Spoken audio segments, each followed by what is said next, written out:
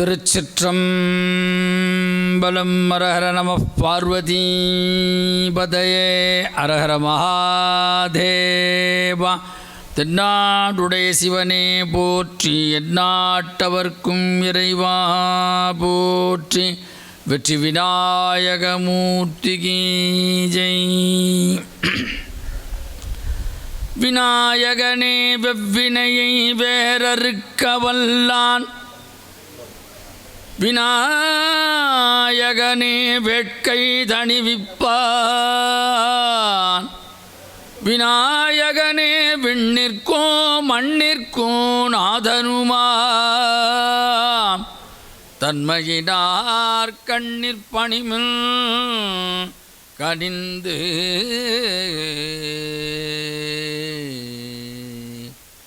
அங்கமும் வேதமும் ஓதுடாவர் அந்தணர் நாடும் அடிபரவ,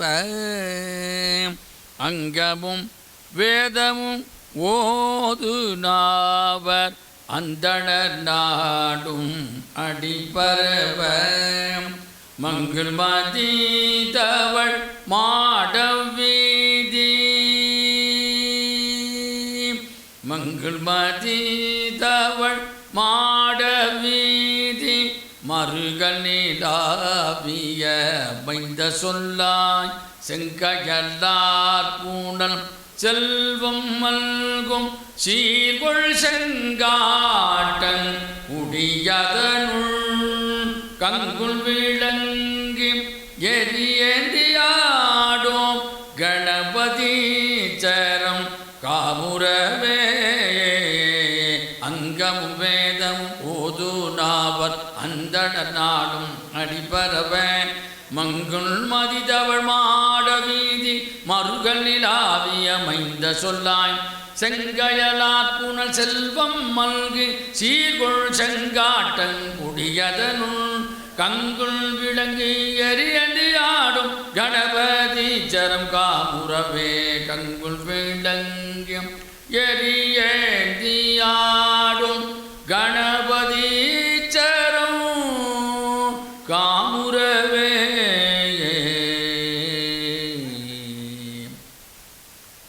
எழும்போதும் வேலுமயிலும் என்பேன், எழுந்தே மகிழ்ந்து தொழும்போதும் வேலும் மயிலும் என்பேன், முருகா உனைத் தொழுதே உருகி உருகி அழும்போதும் வேலும் மயிலும் என்பேன், அடியேன் உடலம் விழும்போதும் வேலும் மயிலும் என்பேன், செந்தில் வேலவனேகே திருச்செந்தூர் முருகனே, ஜய செந்தில் நாதனே, ஜய செந்தில் நாதனே.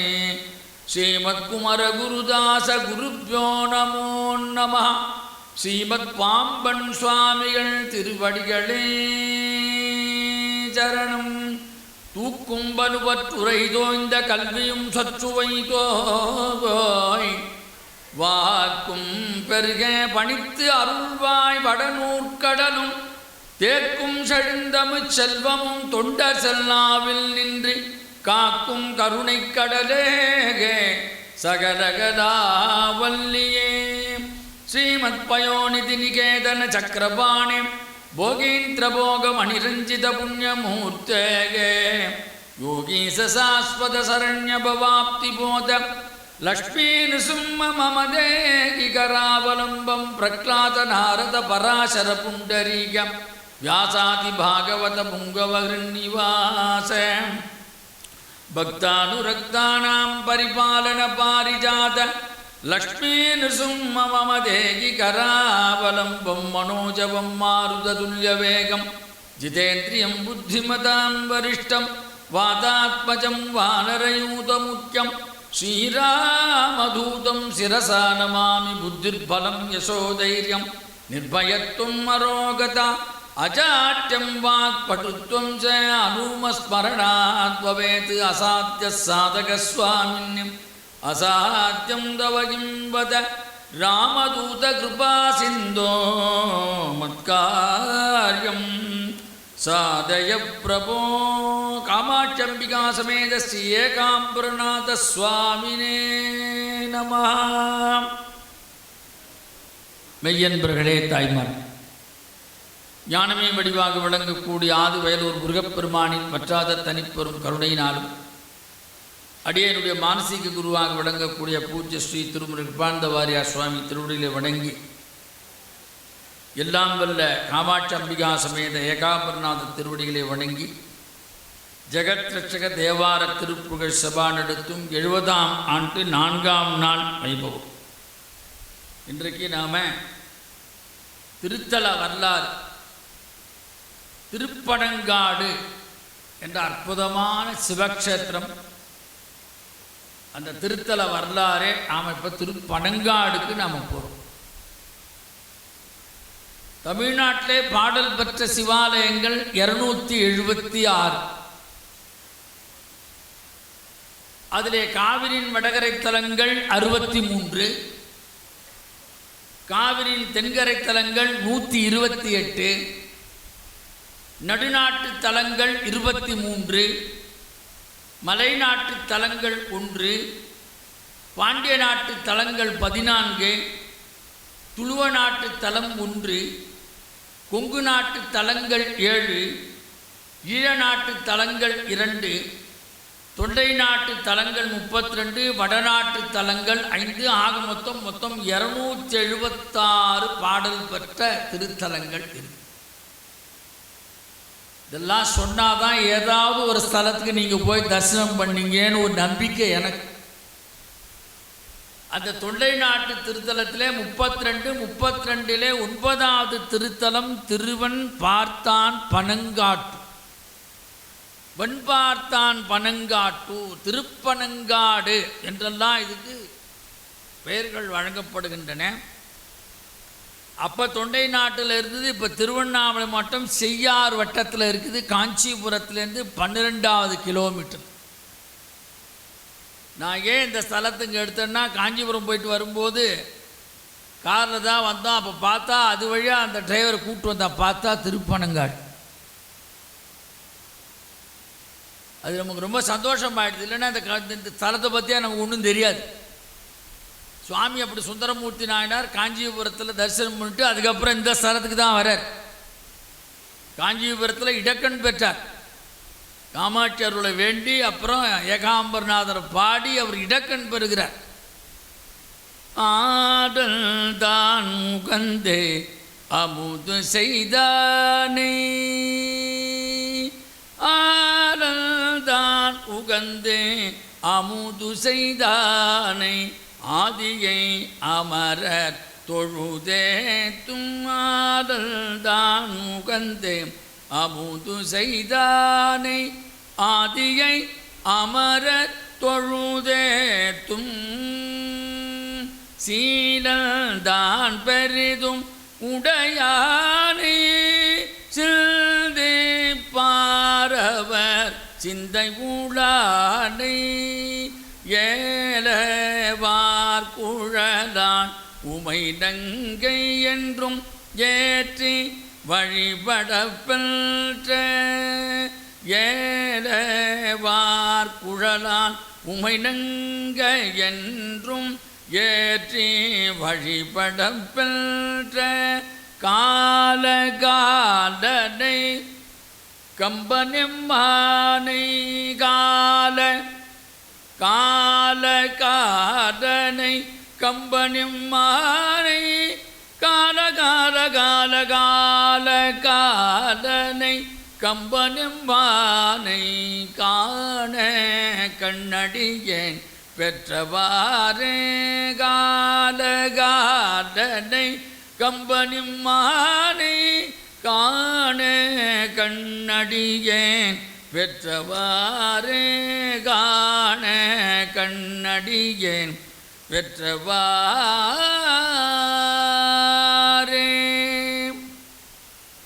இப்படி சுந்தரமூர்த்தி நாயனார் காஞ்சிபுரத்தை தரிசனம் பண்ணி அடுத்து வந்த ஸ்தலம் ரொம்ப பிராச்சீனமான ஸ்தலம். பிராச்சீனமான வடமொழி சொல், தமிழில் மிக பழமையான ஸ்தலம். இங்கே 2 சுவாமி இருக்கா, 2 அம்பாள் இருக்கா. இறைவன் திருநாமம் தாளபுரீஸ்வரர். அந்த புஸ்தகத்தில் தாளபுரின்னு போட்டிருக்காங்க. தாளம்னா அர்த்தம் வேறு. தாளம்னா சம்ஸ்கிருத வட சொல், பனைமரம் அப்படின்னு அர்த்தம். அந்த காலத்தில் திருமாங்கல்யம் பனை ஓலையில் தான் கட்டினார்கள். அதனால் தான் அதுக்கு தாலி என்று பெயர். தாளபுரீஸ்வரர்.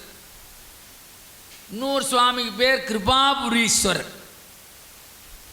அம்பாளுக்கு ஒரு அம்பாளுக்கு பேர் அமிர்தவல்லி, இன்னொரு அம்பாளுக்கு பேர் கிருபாநாயகி. 2 சுவாமிகள், 2 அம்பாள். அப்போ தாளபுரீஸ்வரர் அப்படின்னா அதிலே நமக்கு தெரிஞ்சு போச்சு, இந்த ஸ்தலத்துக்கு ஸ்தல விருட்சமாக விளங்கக்கூடியது பனைமரம். எல்லாம் சொல்லுங்க, பனைமரம். ஒவ்வொரு ஸ்தல விருட்சத்துக்கும் ஒரு மரம் உண்டு. அது மாதிரி இங்கே 2 பனைமரங்கள் இருக்கிறது. அழகாக அதை நல்லா வடித்து, கருங்கல்ல வடித்து உள்ளே வச்சுருக்காங்க. போனால் பாருங்க, மிக அற்புதமான க்ஷேத்திரம். நிறையா தமிழ்நாட்டில் பனைமரம் தொடர்புடைய ஸ்தலங்கள் இருக்குது. சோழ நாட்டில் திருப்பனந்தாள்னா அங்கேயும் பனைமரம் தான். அப்புறம் நடுநாடு க்ஷேத்திரம், விழுப்புரம் டு பண்ருட்டி போகிற ரூட்டிற்கு கோழியனூர் கூட்டுறவை தாண்டவுடனே இருக்கும் திருப்பனையபுரம். ஞானசம்பந்தர் பாடியிருக்கார் அங்கே திருப்பனையபுரம். அப்புறம் திருவோத்தூர், ஆண்பனையை பெண்பனையாக ஆக்கிய அற்புத ஸ்தலம். ஞானசம்பந்தர் அந்த சமணர்கள்லாம் சொல்கிறார்கள், என்னையா உங்கள் ரொம்ப பெரிய ஆள்றே, இது பனைமரம் ஆண்பனையாக இருக்குது, பெண்பனையாக ஆக்க சொல்லி பார்க்கலான்னார். ஞானசம்பந்தர் பதிகம்பாடி ஆண்பனையை பெண்பனையாக மாற்றினார். கொத்து கொத்தா கொலை தொங்கி. அது மாதிரி இந்த தொண்டை நாட்டில் வன்பார்த்தான் பனங்காட்டூர், திருப்பனங்காடு என்று இந்த க்ஷேத்திரத்துக்கு பெயர். பனைமரங்கள் காடு போல் இருந்ததாலே இத்தலத்திற்கு திருப்பனங்காடு. சுந்தரமூர்த்தி நாயனாரால் மட்டுமே பாடப்பட்ட அற்புதமான சிவஸ்தலம். இந்த தலத்தை பற்றி பட்டினத்தார் பாடியிருக்கிறார். வடலூர் ராமலிங்க சுவாமிகள் குறிப்பிட்டு இந்த தலத்தை அழகாக பாடியிருக்கிறார். பின்னால் சொல்வோம். ஆக மிக பழமையாய் வாய்ந்த திருத்தலம். ஒரே ஆலயத்தில் 2 சுவாமிகள், 2 அம்பாள் சந்நிதி. அச்சரப்பாக்கத்தில் பார்த்தா கூட அப்படித்தான், 2 அம்பாள் இருக்கும், 2 சுவாமி. நம்ம கோயிலுக்கு போனோம்னா ஏதோ போனோம், சுற்றி வந்தோம், சிவாச்சாரியெல்லாம் கேட்கணும், தலைவரெல்லாம் கேட்கணும். அவள் சொல்லும்போது நம்மளை விட ரொம்ப அழகாக பக்தியாக சொல்வாள். ஏன்னா அந்த சுவாமி அவளுக்கு தொட்டு தொட்டு தொட்டு அவளுக்கு நல்ல சிவனுடைய அனுக்கிரகம்.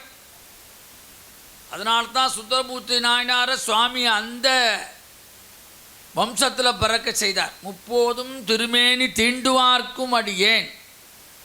சிவாச்சாரியர் ஆத்மார்த்தமாக பூஜை பண்ணி அந்த விபூதி கொடுக்குறார் பாருங்க. அதை நாம் பிரத்யட்சமாக மனசார வாங்கிட்டு நெத்தியில் இட்டுண்டா ஞானசம்பந்தர் சொன்ன மாதிரி மந்திரமாவது நீரே, வானவர் மேலது நீரே, சுந்தரமாவது நீரே, துதிக்கப்படுவது நீரே, தந்திரமாவது நீரே, சமயத்தில் உள்ளது நீரே, செந்துவர் வாய் உமைப்பங்கன் திரு ஆரவாயான் திருநீரே.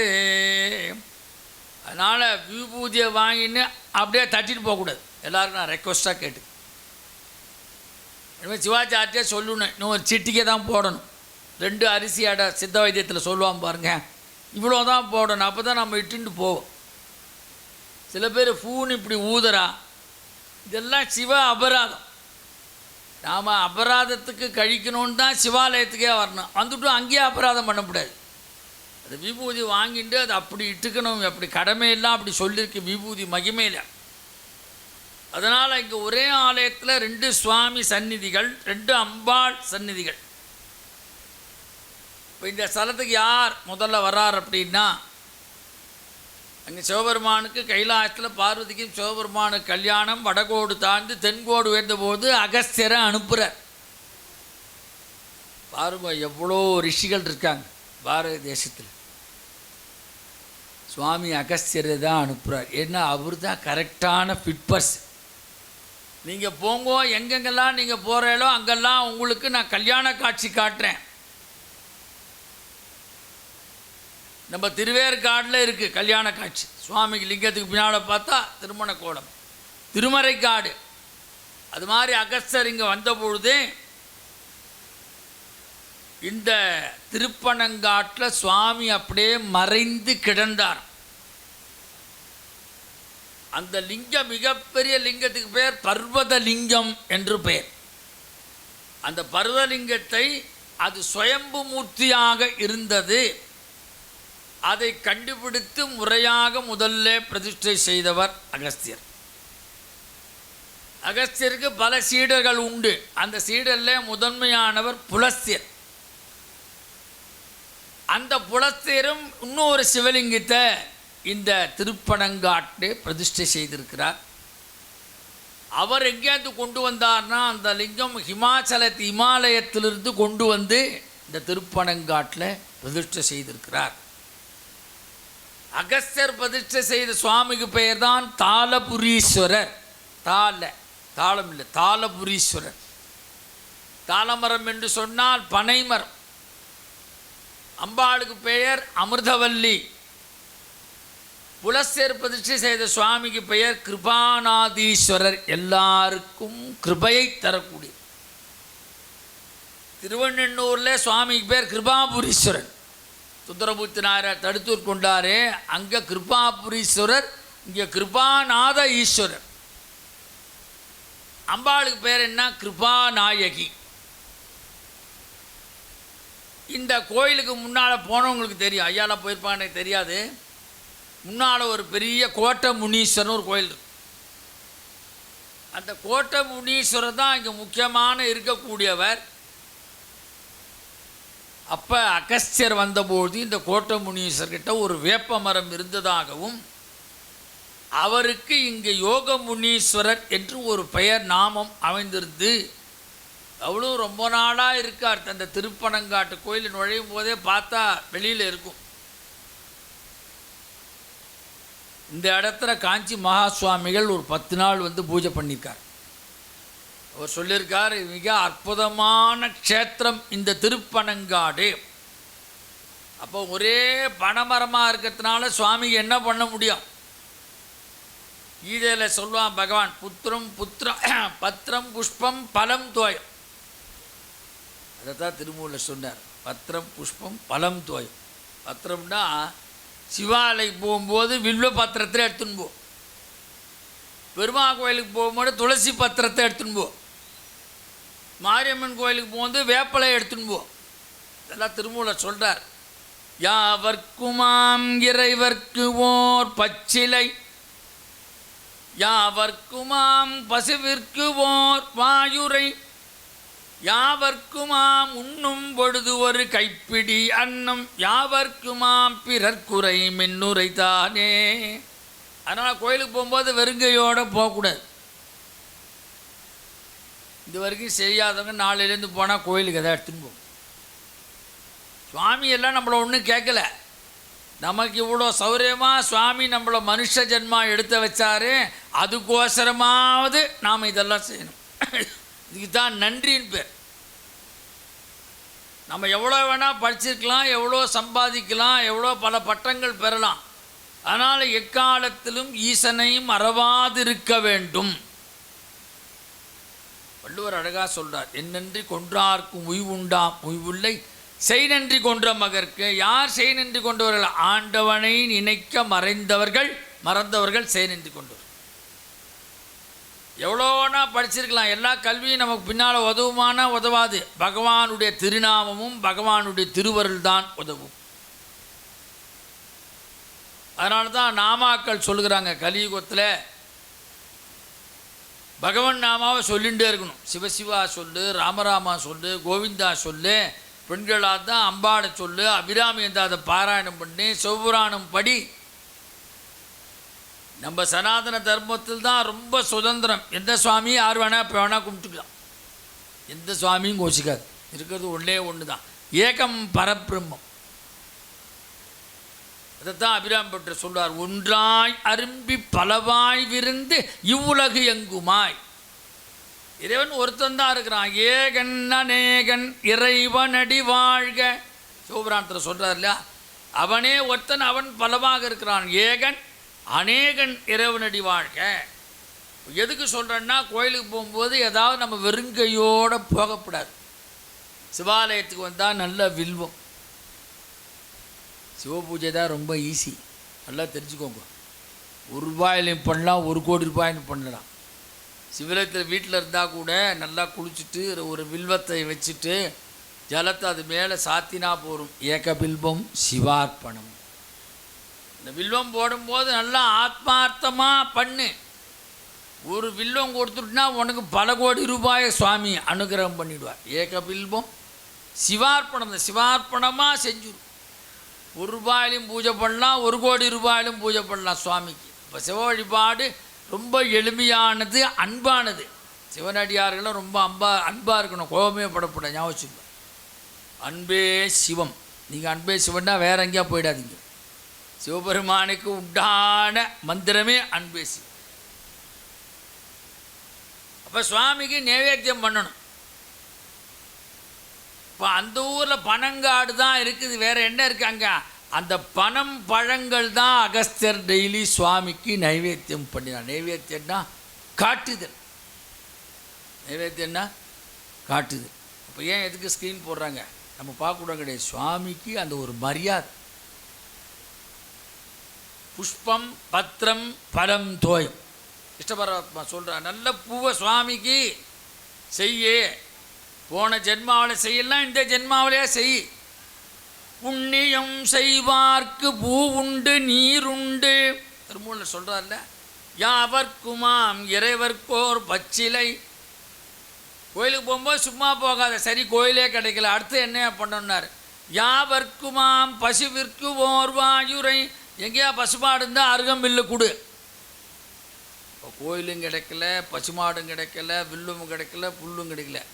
யாவர்க்குமாம் பசுவிற்கு ஓர் வாயுரை. சரி ஒன்றுமே இல்லை, சாப்பிட உக்காரியா, எட்டிப்பார், ஏதாவது ஏழைப்பாழ வரானா அவனுக்கு ஒரு கவலத்தை சாப்பாடு போடு.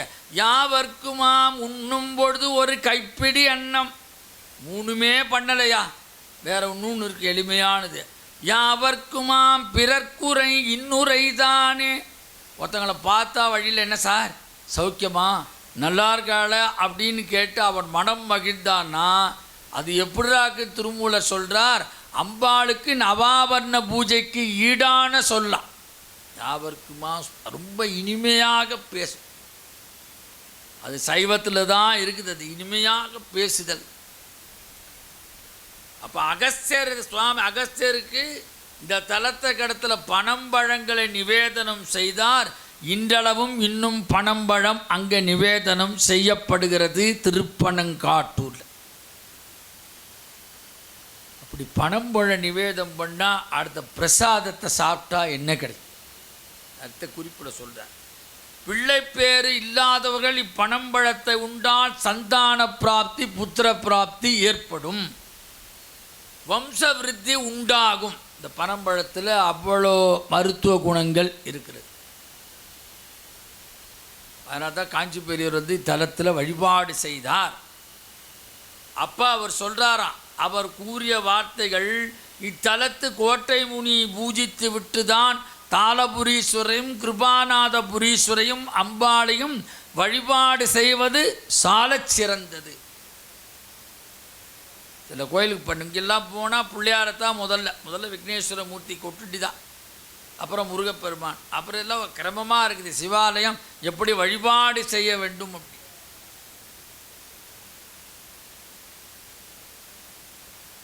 அப்போ தாளபுரீஸ்வரம் கிருபாநாதபுரீஸ்வரையும் நம்ம வழிபாடு செய்வதற்கு முன்பாக அந்த கோட்டை முனி போய் அவர் தரிசித்து நமஸ்காரம் பண்ணிவிட்டு, இவா 2 பேரையும் ஒன்றுக்குன்னா உங்களுக்கு எக்கச்சக்கமான பலன்கள் கிடைக்கும். இப்படி சொன்னால் தான் நம்மால் கோயிலுக்கே போகிறான்.